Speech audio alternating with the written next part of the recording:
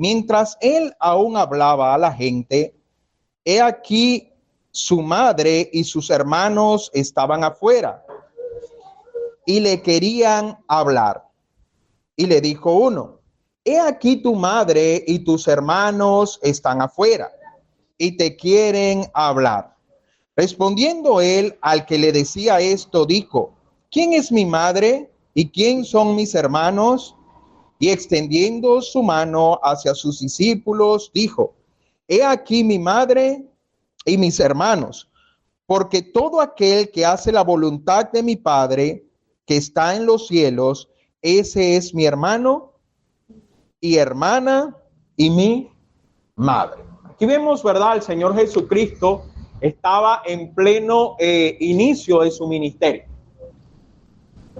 Sabemos que a través de los milagros que el Señor Jesús iba haciendo, cada día la multitud era más grande.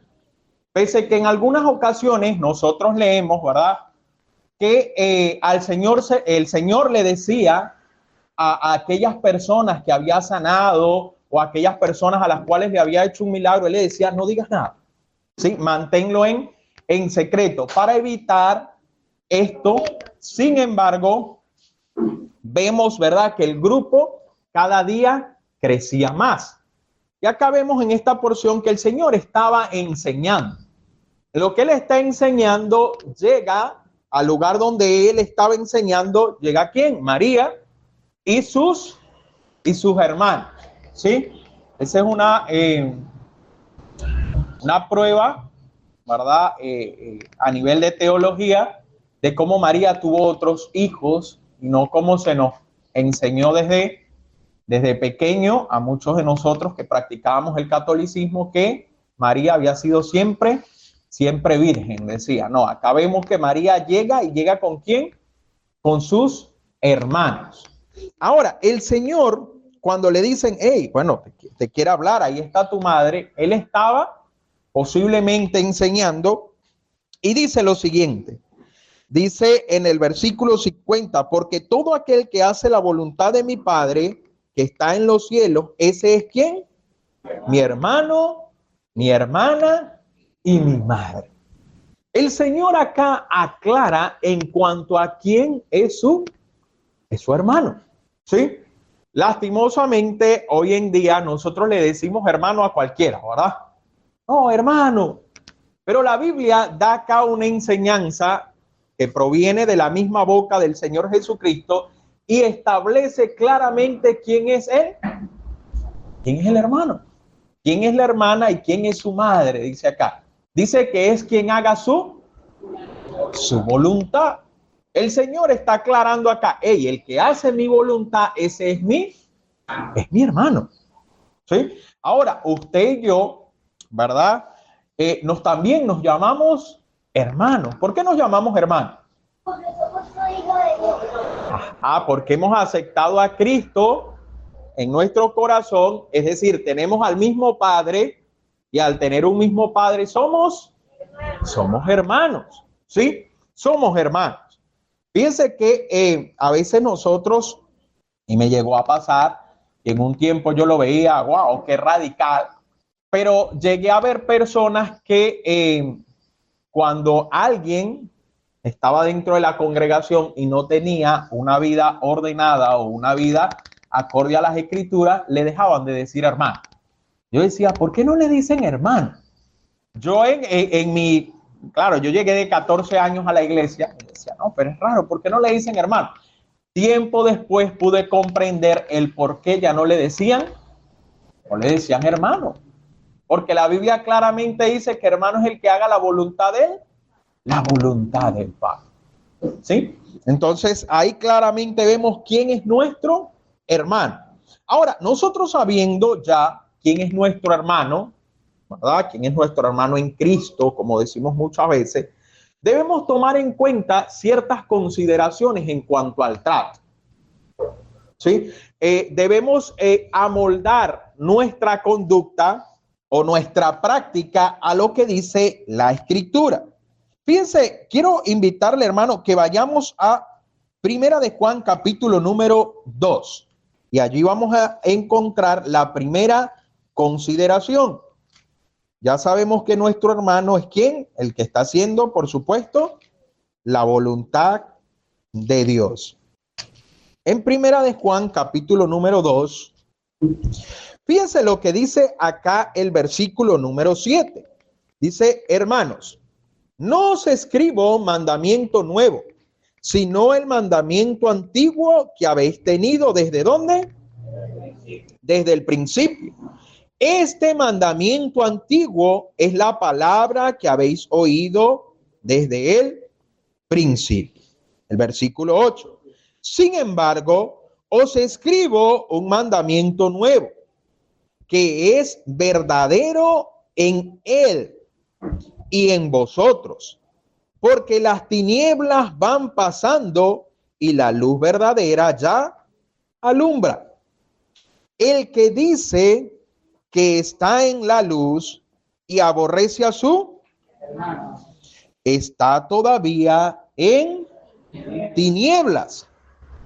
El que ama a su hermano permanece en la luz y en él no hay tropiezo.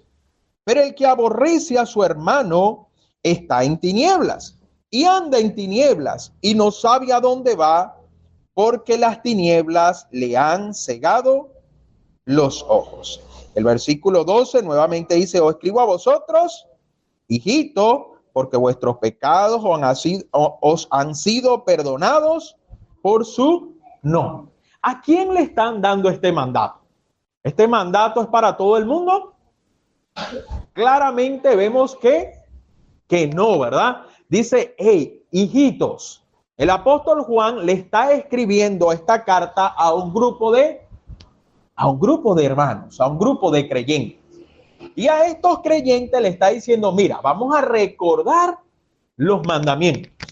Y como estaba hablando, por supuesto, entre judíos, para los judíos memorizarse la Torá era algo que hacían desde pequeño.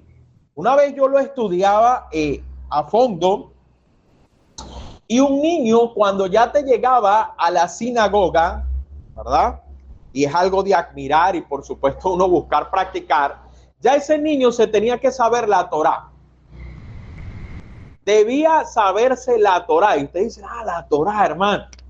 Y para aquel que no sabe qué es la Torá son los 5 primeros libros de la Biblia.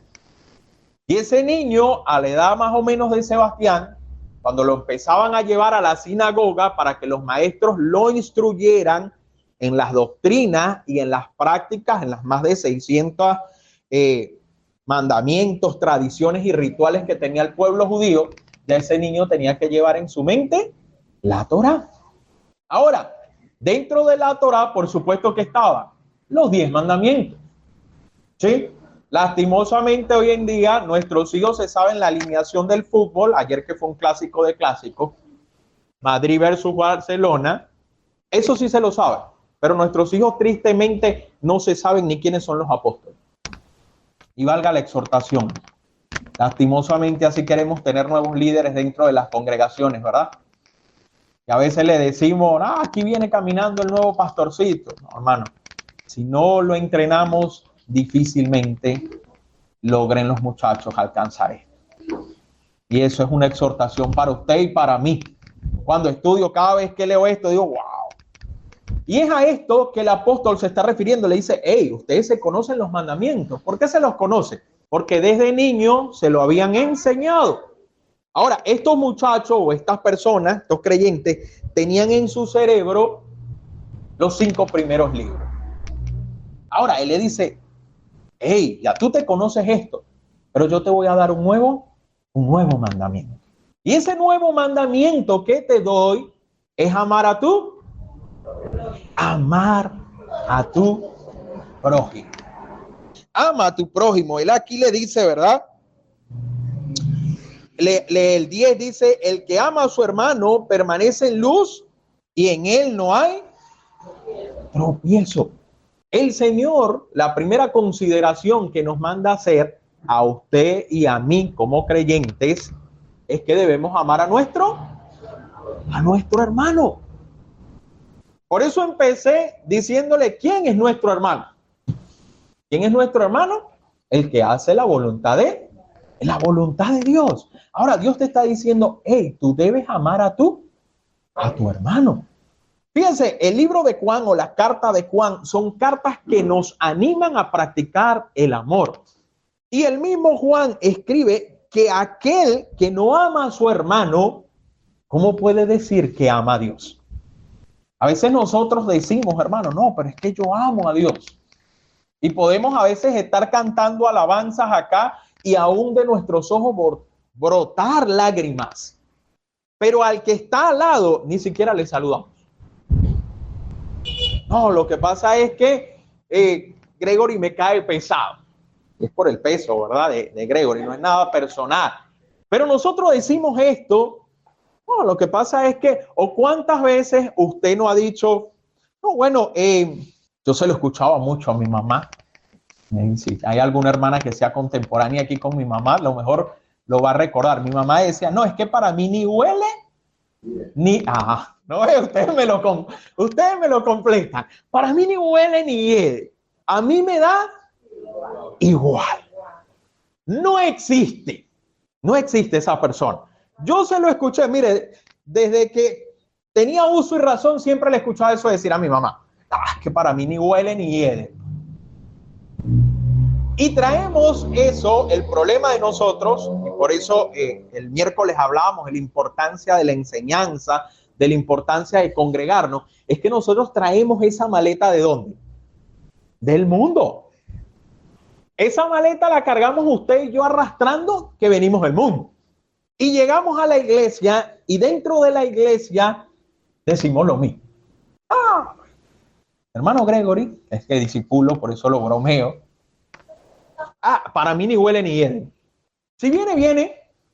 Y si no viene, bueno. Da igual. ¿Qué dice la escritura? La escritura dice, hey hermano, lo dice, se me movió esto acá. Dice, el que ama a quién, permanece en qué? Permanece en la luz. ¿Cómo puede decir o cómo puedo decir yo que permanezco en luz cuando tengo algo en contra de mi hermano? La Biblia dice que yo debo ¿qué? Debo amarle. Ahora, ese amor, te dirá, hermano, pero es que es imposible amar a una persona que tiene un carácter tan fuerte. Algunos de nosotros tenemos familiares que tienen el carácter trancado. ¿Sí? Bueno, aprendíamos el domingo que no es que tienen carácter fuerte, es que tienen un carácter débil, ¿verdad? Una persona que no soporta nada. Ahora, y usted puede decir, pero ¿cómo le amo? Pero es que el Señor nos está dando una orden. El Señor te está dando una orden. Ahora, si nosotros nos ponemos a analizar, y usted se pone a analizar, y humanamente podemos tener muchos argumentos para decir, oh, hermano, ¿cómo voy a amar yo a hermano Jorge? ¿Cómo voy a amar yo a fulanito si me hizo esto y esto? Pero el Señor dice, hey, debes amar a tu prójimo. Para que tú puedas andar ¿en qué? En luz. En luz. Fíjense lo que continúa diciendo. Pero el que aborrece a su hermano está en tinieblas y anda en tinieblas y no sabe a dónde va, porque las tinieblas le han cegado los ojos. Mi querido hermano, cuando nosotros no amamos al prójimo, estamos permitiendo que el enemigo ciegue nuestra vista. Ahora, es contrario, ¿verdad? La escritura dice que si hay algo digno de alabanza en esto pensar. Pero a veces nosotros a nuestro prójimo no le encontramos nada de alabanza. ¿Sabes por qué no le encontramos nada de alabanza? Porque nos cae mal, dice Sebastián. Porque tenemos la vista cegada. ¿Quién le cegó la vista? Él es Satanás, por ahí dice el hermano Juan Alberto. El enemigo nos ha cegado la vista. Hermano, todos tenemos virtudes y por supuesto, como somos seres humanos, todos tenemos debilidades. ¿Quién es perfecto acá? Nadie. Nadie es perfecto. ¿Ve? Entonces, a eso está diciendo el Señor. Hey, cuando tú no amas a tu hermano, ¿qué le comienzas a ver? Defectos. Defectos. Y le empiezo a ver defectos y llega el momento en que no le veo nada bueno. No hay ni una virtud en esa persona. No lo creo. Porque si Dios lo creó, Dios lo forma, a usted y a mí no formó, es por algo. Y a cada uno de nosotros Dios nos dio dones y nos dio talento. Ahora, ¿qué me hace pensar eso a mí? Que esa persona se ha dejado cegar por él, por el enemigo. No, mire, y así somos. Ah, pero es que el hermano Jesús, no, el hermano Jesús es muy gritón. Ah, el hermano Jesús, ese tiene el carácter muy trancado. El hermano, no hay nada bueno. ¿Sí? No le vemos nada bueno. Nos hemos dejado cegar por el enemigo. Ahora el Señor nos dice, hey, debes amarlo. Debemos amarlo. Ahora, ¿a quién imitamos nosotros? Deberíamos imitar a Cristo, ¿verdad? Y Cristo a usted y a mí nos amó sin ninguna condición. ¿O es que si el Señor nos pone condición, usted cree que usted estaría aquí? ¿Quiénes estaríamos acá? Ninguno. Por eso es que el libro de Corintios dice que el amor es sufrido, es benigno, no tiene envidia, no es jactancioso. Y a veces nosotros somos atrevidos, ¿verdad? Y por lo menos llegamos a regalarle a la muchacha que estamos cortejando, ay, es mi amor hacia ti. No, ese es el amor de Dios. El amor del Señor es sufrido, es benigno, no tiene envidia. Pero así como Él es, Él dice, hey, hijos míos, deben aprender a amarse. Cuando yo voy aún a corregir a mi hermano, ¿debo qué? Debo amarlo. Debo aprender a amarlo. Hermano, es difícil. No hay nada imposible. ¿Sí? No hay nada imposible para Dios. ¿Usted por qué no se lo aguanta? Las hermanas con el marido, ¿verdad? Ah, hermano, porque usted no se aguanta a mi marido, por eso es que dice que debo amarle. No, la Biblia también dice que el Señor nos ha dado carga que no podamos soportar. ¿Sí? Ámele. Ámele.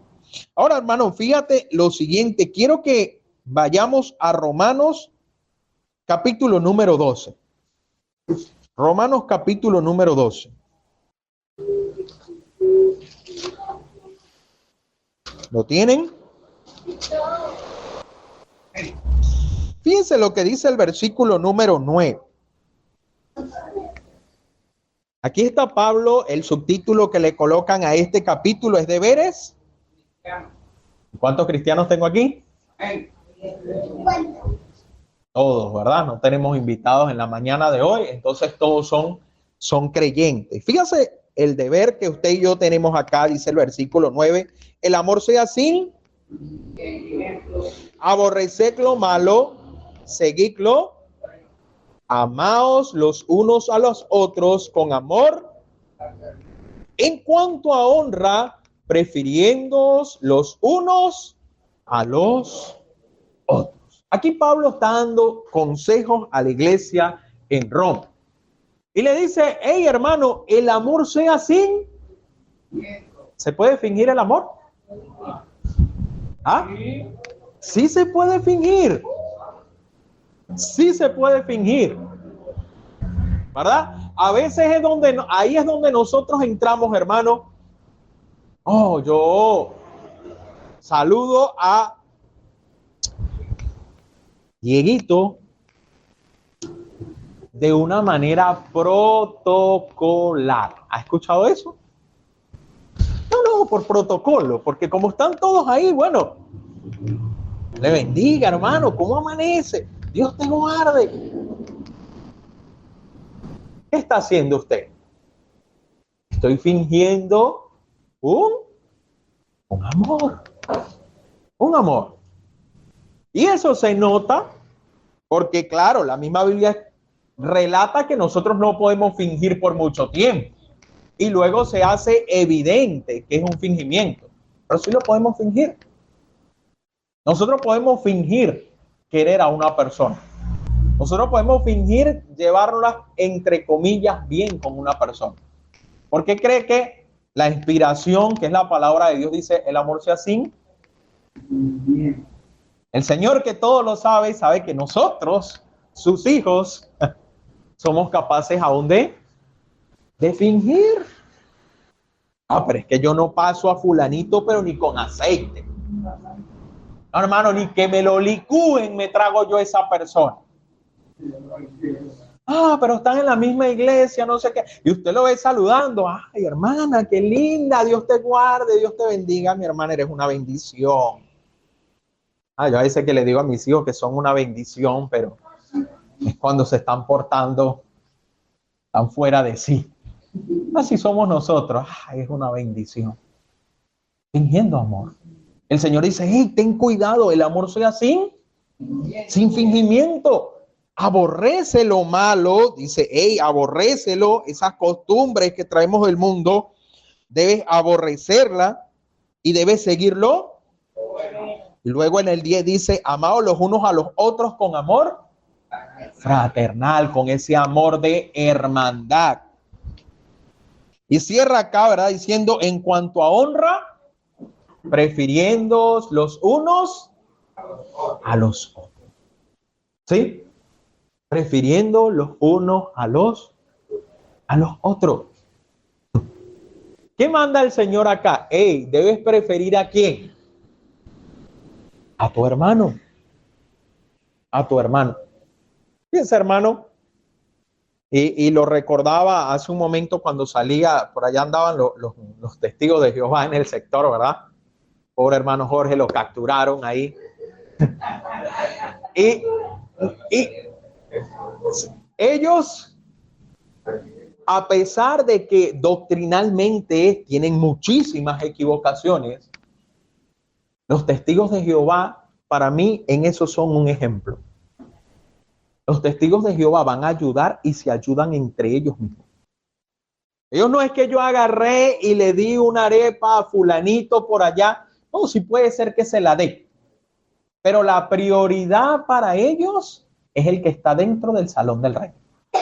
Te lo digo que porque por muchos años una testigo de Jehová fue la que me cortaba a mí el cabello. Y esta mujer, yo siempre la veía, le llegaba aguacate y decía, ay, voy a llevarle a los hermanitos del salón.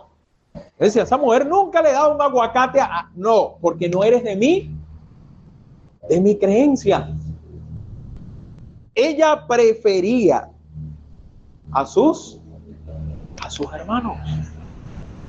Nosotros lastimosamente, hermano, asegurando tener la verdad muchas veces, preferimos a otros que a nuestros hermanos de la iglesia, ¿verdad? ¿Es en serio, hermano? Lastimosamente nosotros a veces no preferimos ayudar al hermano que está dentro de la iglesia. No, vamos a ayudar a otro. Fulanito de tal tiene más necesidad. Cuando la Biblia dice, hey, en cuanto a la honra, si vas a honrar a alguien, prefiere ¿qué? A los hermanos, los unos a los otros. Hermano, esto es muy, muy evidente y es algo que nosotros, gracias a Dios, corregimos y hacemos mucha énfasis para que no llegue acá a la iglesia. Pero del lugar donde yo venía, siempre había una parcialidad. Y esa parcialidad era notoria. ¿Sí? De hecho, el hermano Jorge puede recordar a nosotros, luego que terminábamos de atender, porque trabajábamos con niños especiales, luego que atendíamos a los niños, salíamos a comer, cuando veíamos el menú, era un menú que a mí no me agradaba. Y el menú que nos daban era pasta con sopa de auyama y mortadela en salsa. Ese era el menú que nos colocaban. Yo decía, Dios mío, ¿quién cuadró este menú? A mí no me gusta la pasta con sopa de auyama. Y nos sentaban a nosotros, pero al lado de donde nosotros comíamos, ponían una mesa espléndida y ahí sentaban a que la gente comiera pescado, las carnes se las hacían a la plancha, pollo, dice el hermano Jorge, y nosotros comiéndonos ahí la pasta con auyama, ellos comiendo un tipo de comida diferente. ¿Qué dice la Biblia? La Biblia habla de que debes, en cuanto a honra, prefiriendo los unos a los otros. Se está generalizando el cuerpo. Si a alguien vas a ayudar, piensa en un hermano de la iglesia. Si a alguien vas a procurar, piensa en un hermano. Exactamente. Entonces, acá Pablo los estaba exhortando, hermanos, tengan cuidado con esto. A veces vamos a servir comida, ¿verdad? Nos acontecía mucho también. Y la mayor porción se la damos a fulanito. Entonces vemos a aquel que llegó por allá, bueno, le damos el pescuezo. No importa, vamos a darle el hueso. Hermano, no. Por eso la Biblia dice, el amor sea así, sin fingimiento. ¿Ve? Si usted está comiendo algo bueno, desee que su hermano también coma lo bueno. No tenga ese mal corazón. No podemos tener ese mal corazón y menos nosotros como creyentes. ¿Sí? Esa práctica, deséchala, hermano. Continuamos, mi hermano. Vamos a ir a Proverbios capítulo número 29. Segunda consideración. La encontramos en Proverbios capítulo número 29. ¿Lo tienen? Fíjese lo que dice el versículo número 20. Dice, ¿has visto hombre ligero en sus palabras? Más esperanza hay del necio que de él. Este versículo le pedí el favor, de hecho, a mi esposa que me lo haga en un escrito para colocarlo cerca de donde yo estudio y tenerlo siempre presente. Pero busqué en la nueva versión internacional y fíjense lo que dice esta traducción. Dice, ¿te has fijado en los que hablan sin pensar? Más se puede esperar de un necio que de gente así. ¿Ha conocido usted personas que hablan sin pensar? ¿Que son ligeros en sus palabras? Bueno, hermano, la segunda consideración a la cual quiero animarte en la mañana de hoy es a que cuides tu manera de hablar. Tienes que amar al prójimo, por supuesto, es una orden, pero también tenemos que cuidar nuestra manera de hablar. Muchas veces nuestras palabras son hostiles, nuestras palabras son duras. Cuando tú buscas la traducción de hostilidad, se refiere como si fuera una lima, ¿verdad? Ese es como que yo agarre acá a Diego, que tiene su piel, ¿verdad? Ahí cuidada, y agarre una lima, esa que pasan para quitar pintura, y se la pase por el cachete. Dice el hermano, es mala intención que yo. Se la pase por la piel. ¿Cómo se siente eso? Se siente desagradable. ¿Sí? Si la finco más, puedo terminar sacándole sangre. Mano, usted y yo tenemos que aprender a cuidar nuestras palabras. La Biblia dice, sean vuestras palabras sazonadas con sal, para que sepáis cómo debéis hablar. Mis palabras tienen que ser agradables. Bueno, mire, hay gente que tiene por costumbre mandar a todo el mundo. ¿Ha conocido usted una persona que manda más que un alternador? Y lo peor es que la persona que manda más que un alternador tiene la mayoría de veces la gran debilidad que ni siquiera por favor te dice. Jorge, mueve allá aquella. Bueno, por lo menos a mí, a lo mejor usted dirá, hermano, usted es sensible. Sí, mi oído es sensible. Y a pesar de que se me ha animado muchas veces se me ha hecho difícil controlar mis expresiones faciales. Pero a mí el rostro me cambia. Jesús Pérez confiesa su pecado. Cuando escucho una persona que me da una orden, recoja eso. Y ni siquiera, hermano, ¿puedes? Por favor. Bueno, tenemos que ser cuidadosos con nuestras palabras. La Biblia en el libro de Proverbios dice, hay hombres cuyas palabras son como golpes de espada. Mire, y nosotros a veces como creyentes andamos puñaleando a todo el mundo. Con esa lengua como una espada, pues, golpeando a la gente. Mi esposa me comentaba esta semana, ¿verdad? Tiene un grupo de bendiciones ahí está haciendo un taller, un curso. Y hay una señora que fue congregante, no sabemos si fue salvo o no, pero dejó de congregarse. Y está ahí en ese grupo con ella una hermana que también es cristiana, pero que sabe de la cuestión que están haciendo ahí. Y esta hermana que está apartada le dice, pero así de una forma cruda, tú me tienes que ayudar, porque tú eres cristiana. Y lo tienes que hacer en el amor en Cristo, ¿viste? No te molestes. Yo le digo a mi esposa, Dios mío, pero eso es lo que uno llama el diablo en pasta, pues. Hermano, y a veces acá dentro de la misma congregación encontramos gente así. Encontramos gente que, mire, no vengo a hablar de mí, pero a mí me han enviado unos mensajes. Esa persona no está acá, pero una vez, creo que al hermano Jorge también se la mandó una retaíla así por una actividad que hicimos de niños, y desde esa vez decidimos no regalar más juguetes porque esa persona fue fuerte con las palabras. Y dijimos, no, vamos a más bien a dejarlo tranquilo. Pero a veces nosotros tenemos ese hábito del mundo. Usted no ve que del mundo nosotros decíamos, es que yo no tengo pelos en la lengua. Hermana, se ríe, ¿verdad? ¿Cuántos de nosotros? Yo sí se lo digo a cualquiera y se lo digo así. Porque yo no hablo de nadie. Está bien. De un punto de vista está bien que no andes hablando mal de nadie.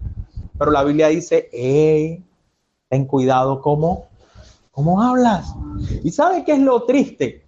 Que dice que hay más esperanza del impío. ¿Sabe quién es el impío? La persona que no tiene a Cristo. Que de aquel creyente que habla sin pensar. ¿Cuántas veces molesto hemos hablado sin pensar? Y después andamos arrepentidos.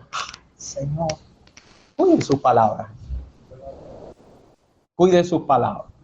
Yo a veces le digo a los jóvenes bromeando, ¿verdad? Con un corito de estos pentecostales, ellos se ríen. Ayúdame, Dios mío, a poder controlar mi lengua. Lo han escuchado, ¿verdad?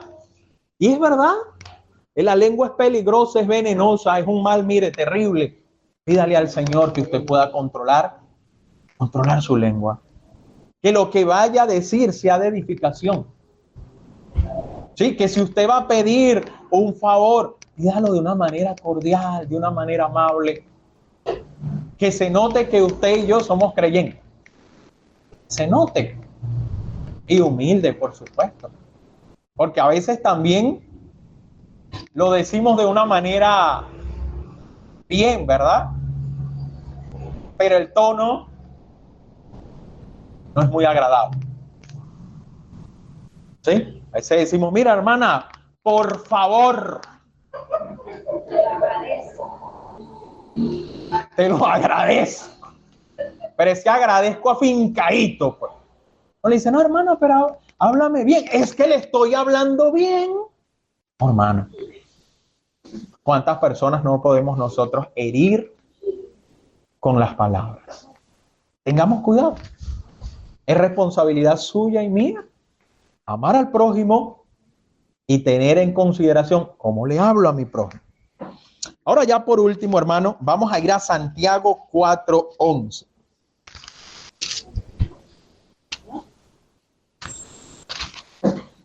Yo sé que hay muchas cosas que considerar, pero el tiempo no me iba a dar para tanto. Lo tienen, Santiago 4:11. Dice así: hermanos, no murmuréis los unos. El que murmura del hermano y juzga a su hermano, murmura de la ley y juzga la ley. Pero si tú juzgas a la ley, no eres hacedor de la ley, sino juez. La tercera y última consideración, hermano, que quiero compartir contigo esta mañana es en cuanto a la murmuración. Cuando usted y yo buscamos qué significa la palabra murmuración, es hablar bajito y con los dientes, como dice uno, contra los dientes, apretadito. ¿Sí? Y aquí la Biblia en Santiago es un libro que a mí me gusta mucho. De hecho, tengo un comentario, estoy como muchacho con carrito nuevo, ¿verdad? A ver que me regalaron un comentario de Pérez Millo y cuando lo estoy estudiando, revisando, saco mi comentario para ver qué dice en el original o qué dicen los teólogos. Y es un libro que me agrada, pero este libro, ¿verdad? Habla y dedica todo un capítulo a la lengua. Y habla de que la lengua es un mal que tenemos nosotros. Y de hecho, dice, hombre, la persona que logra dominar la lengua tiene control de todo su cuerpo. Hermano Juan Alberto se ríe, ¿verdad? Y acá dice, en el 4, continuando, vuelve a decir, Santiago dice, hermanos, es decir, es para los creyentes, no murmuréis los unos de los otros. En esta mañana, ¿verdad? A modo de reflexión, ¿cuántos estamos acá que nos gusta murmurar? ¿Sí? Si nosotros estamos molestos, hermano, ni siquiera vamos y confrontamos a la persona. Es que empezamos a murmurar. Empezamos a murmurar. Y fíjate, acá dice que murmurar, en lo que yo estuve investigando, es llevar cuentos. Y otra de las porciones que encontré dice que la murmuración es un bocado envenenado. Cuando usted y yo andamos llevando cuentos por ahí, usted y yo andamos envenenados, andamos murmurando. Y la murmuración en el griego es una palabra muy similar a lo que tiene que ver con la lepra. ¿Usted sabía que la murmuración es contagiosa? Así como el mal carácter es contagioso. Usted llega, una persona llegó a su casa, un familiar, y llega irritado y al momento pareciera que a uno se le pega. Y anda uno también lanzando por allá los corotos y los tenedores. Porque se transmite. Bueno, así pasa con la murmuración. La murmuración es un pecado. Eso no hay por dónde agarrar. De hecho, una de las porciones, y por cuestiones de la hora no se las voy a dar, pero una de las porciones que vemos claramente, María y Aarón murmuraron ¿de quién? De Moisés. Dice que ellas empezaron a hablar de Moisés, se estaban quejando, y de hecho el pueblo también, el pueblo decía, no, pero es que no hay otro hombre al cual Dios le pueda hablar, pues tiene que ser, juro, Moisés. Y ellos, que eran hermanos de Moisés, empezaron a murmurar. ¿Y sabe qué le vino a María? Le vino lepra. Le vino la lepra. Dice que su piel rápidamente se puso blanca. Vino castigo. Cuando nosotros andamos murmurando, nosotros perdemos la comunión con Dios. La Biblia, y de hecho Pablo lo habla en Corintios, dice, hermano, se están comiendo los unos a los otros. A veces nosotros mismos dentro de la iglesia nos estamos mordiendo.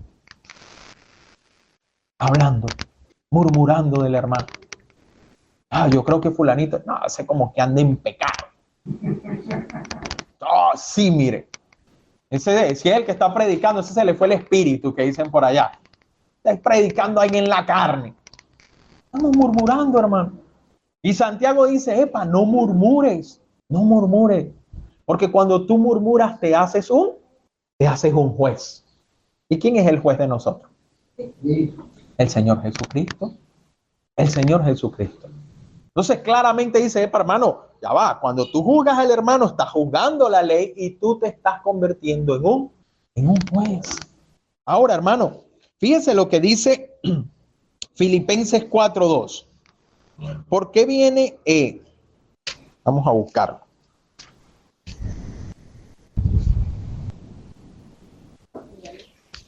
Fíjense lo que dice acá. ¿Lo tienen?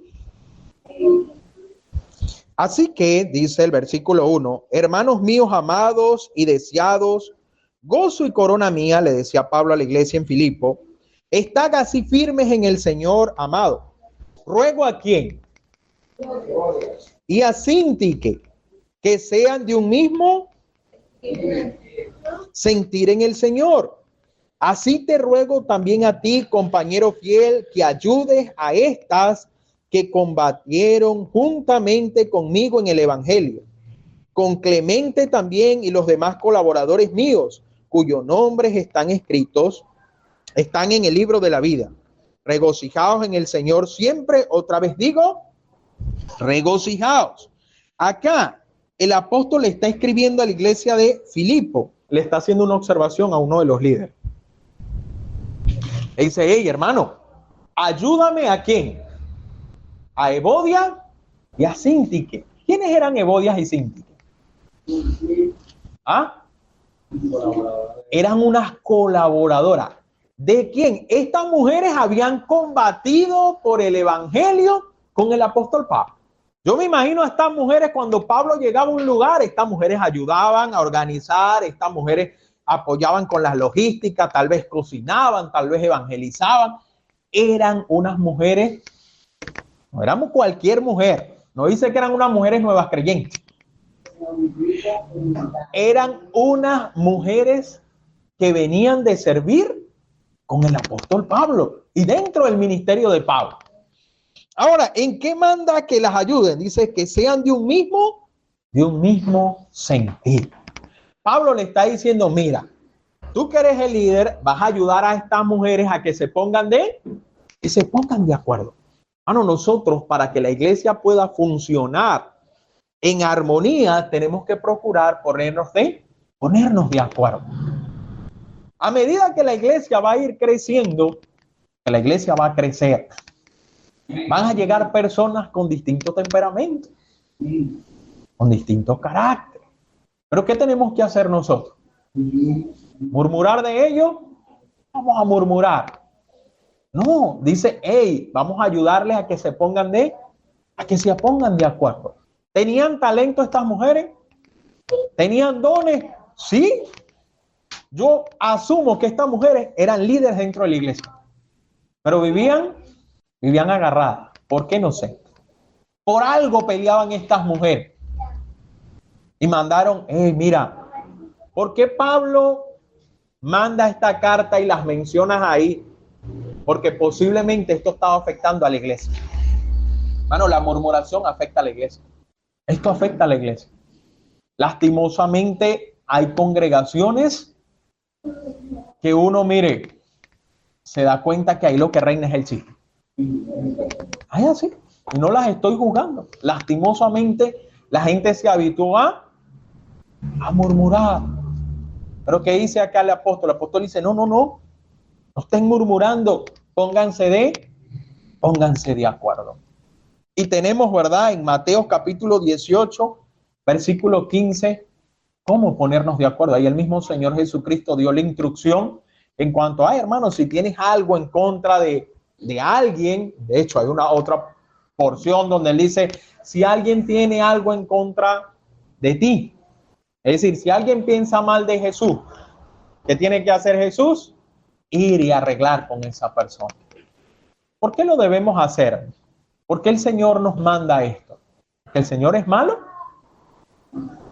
Porque Él quiere cuidarnos. ¿Sabes? Para el Señor nos manda que cuidemos nuestra comunión con Él. Cuando usted no ama a su prójimo, cuando usted le habla golpeado a las personas, cuando usted murmura, usted pierde la comunión con el Padre. A veces nos decimos, ¿verdad? ¿Será que Dios no me oye? ¿Será que el Señor no me oye? ¿Y qué nos va a escuchar? Si usted y yo vivimos odiando al prójimo, hacemos parrilla del prójimo, tengamos cuidado, hermano. Es nuestro deber. No lo escucha. Es nuestro deber como creyentes. En donde usted se pare, hable con amor.